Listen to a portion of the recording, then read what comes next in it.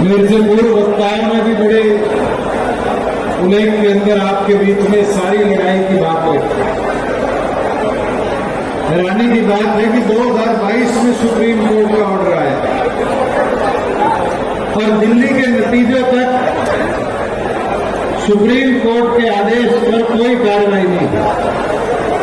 Supreme court के आदेश ये थे कि लोगों की मलकियत कागजात देखकर आगे की कार्रवाई करी जाए 1992 के पीएलपी एक्ट के अनुसार, जो कि 30 साल के लिए बनाया गया था और 2022 के अंदर उसकी वैलिडिटी खत्म हो गई। साथियों, भारतीय जनता पार्टी ने दिल्ली के नतीजे आने के बाद जो एक कदम आपके गांव के अंदर उठाया है, निंदनीय नहीं, ये दर्शाता है कि सरकार के अंदर रहकर इनके दिमाग में बीमार आ गए और इस लड़ाई को हम सबको मिलकर लड़ना पड़ेगा और एकता होगी तभी ये लड़ाई जीती जाएगी। हमारे बीच में पार्लियामेंट के विधानसभा के साथी भी बैठे हैं, दोनों सदनों में लड़ाई लड़ी जाए, मगर उसके साथ साथ जयराज साहब से अनुरोध करूंगा कि लड़ाई कानूनी तौर पर कोर्ट में भी लड़नी पड़ेगी, सामाजिक तौर पर मैदान में भी लड़नी पड़ेगी। और ये आज जो एकता दिखाया है, जिस तरह से हम एक होकर यहाँ अलग अलग संस्थाओं से यहाँ पर आए हैं, इस एकता को भी आगे ले जाना पड़ेगा। साथियों, मैं इतना आपको बता सकता हूं, ये जो कार्रवाई करी गई है, इसके अंदर भी जब मैं आपके यहां पर आ रहा था तो भेदभाव दिखा कि एक फार्म हाउस छोड़ दिया, 3 छोड़ दिए। कोई पूछने वाला हो, पुलिस प्रशासन की मदद से तोड़फोड़ करी गई।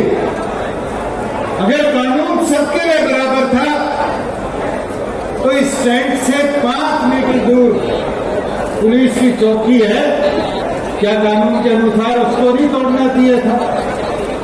पुलिस का थाना है यहां से 200 मीटर दूर, क्या उसको नहीं तोड़ना चाहिए था? क्या कानून सिर्फ गरीब कमेरे के लिए है कि उसका मकान तोड़ दिया जाए, उसकी दुकान तोड़ दिया जाए? बहुत साहूकारों के लिए नहीं है, जिनके बड़े बड़े यहां मैरिज पैलेस बने हुए हैं, उनको नहीं तोड़ा जाए। तो मैं जयराज साहब से निवेदन करूंगा, इस विषय को भी लेकर समाज में आओ कि कानून भी 2 तरह से बनाया गया। मैं भी आफ्ताब जी से बात कर रहा था, तो मेरे साथ विधानसभा में थे, मैं भी रेवेन्यू मंत्री था। आपको याद होगा, गुड़गांव के एक बड़े बिल्डर के खिलाफ फैसला आया कि उसका होटल तोड़ दिया जाए, उसकी मॉल तोड़ दी जाए। क्या हरियाणा विधानसभा ने, मनोहर लाल जी ने, आपने भी समर्थन दिया था कि इतनी बड़ी तोड़फोड़ गुड़गांव में हो जाएगी, जितने हरियाणा में हो जाएगी? कानून बदला था कि बदला था 15 दिन के अंदर?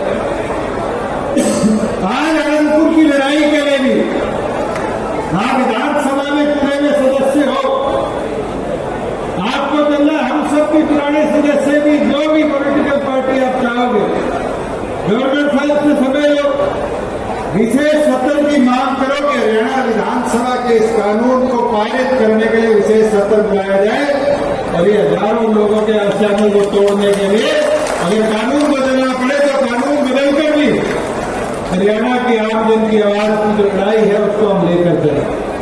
और ये जो शुरुआत है, इस पूरे तोड़ फोड़ की जद अगर कोई थी तो वो अनंत इनकलेव था। प्रधान जी,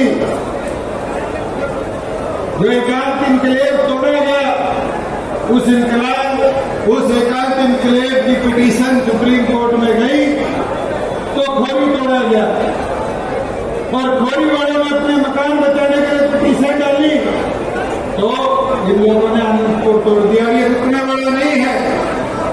अगर इसी तरह पीएलपी एक्ट का बात करते हुए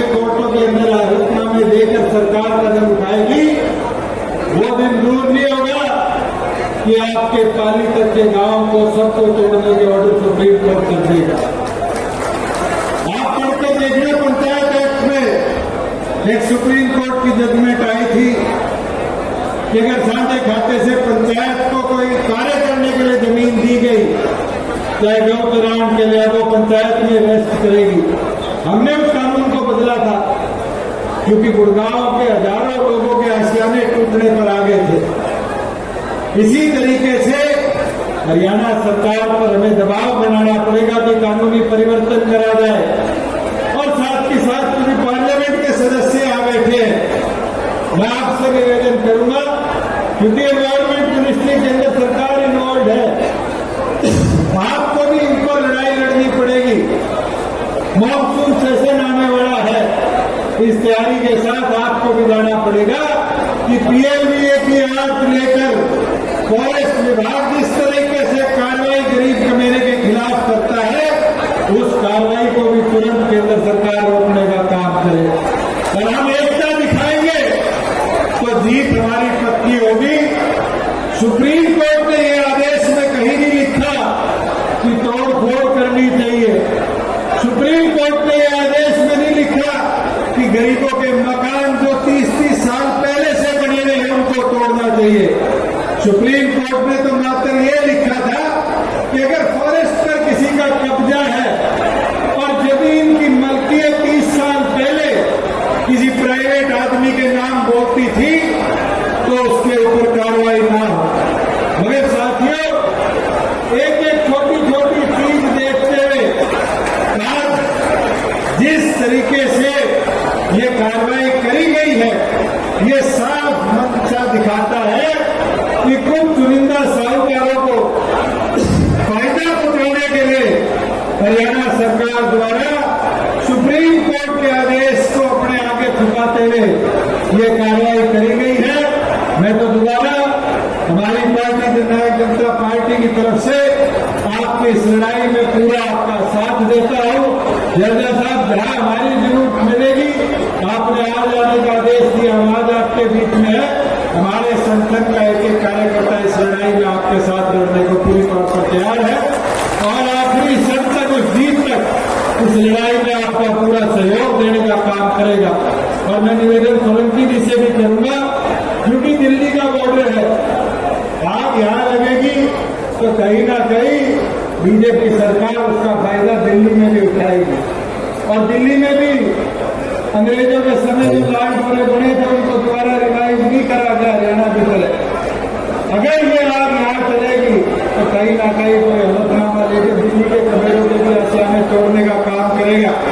और 4 दिन पहले दिल्ली के भी एनवायरमेंट मिनिस्टर ने ध्यान दिया था कि हम कार्रवाई करेंगे, कहीं ना कहीं ये लोग उसका फायदा उठाना चाहते हैं। मैं तो आप सबसे निवेदन करता हूं, चाहे तगेश साहब हो, चाहे दीपेंद्र जी हो, चाहे हमारी बहन इकरा आई है, आप सब मिलकर इस लड़ाई को हर उस मुमकिन मंच तक लेकर जाओ कि हमारे मेरे वर्ग के एक गरीब आदमी का आशियाना आने वाले भविष्य में ना टूटे। जब उस आशियाने के ऊपर दोबारा कोई कार्रवाई होगी जनरल साहब, तो हम सबको बुला देना तोड़फोड़ से पहले। अगर हम यहाँ मौजूद होंगे तो आपके बीच में खड़े होकर इस लड़ाई को आपके साथ लड़ने का काम करेंगे, चाहे इस लड़ाई में हमारे खिलाफ कितने पर्चे सरकार करने का काम करे।